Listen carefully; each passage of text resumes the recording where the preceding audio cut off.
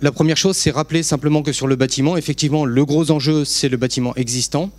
Que les objectifs qu'on a, c'est de diviser par 4 à l'horizon 2050, mais déjà au moins par 20, de réduire de 20% les consommations à l'horizon 2020. Et la particularité des bâtiments, c'est qu'on sait le faire. On sait le faire avec les technologies actuelles, on vient d'avoir plein d'exemples.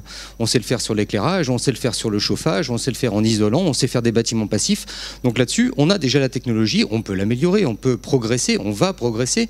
Mais en attendant, on a déjà les solutions. On a en France un dispositif de certificat d'économie d'énergie, certificat blanc, qui est un des outils financiers pour financer la rénovation des bâtiments.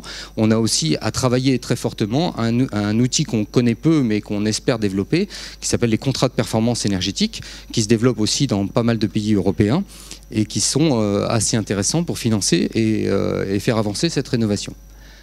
Les résultats sont assez spectaculaires puisqu'en l'espace de 3 ans, par exemple en logement collectif, on est à 45 000 logements en cours de certification.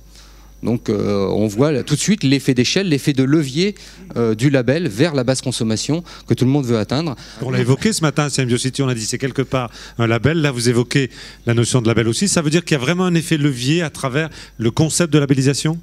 Oui, parce qu'en fait, il y a une concordance entre l'intérêt de la collectivité qui veut subventionner un niveau élevé de performance et le label. Donc c'est cette concordance entre les deux objectifs qui permet d'avancer. Par exemple, sur le Grand Lyon, vous avez un label de qualité environnementale du bâtiment, dont la partie énergie se base aussi sur les labels en cours, notamment Effinergie.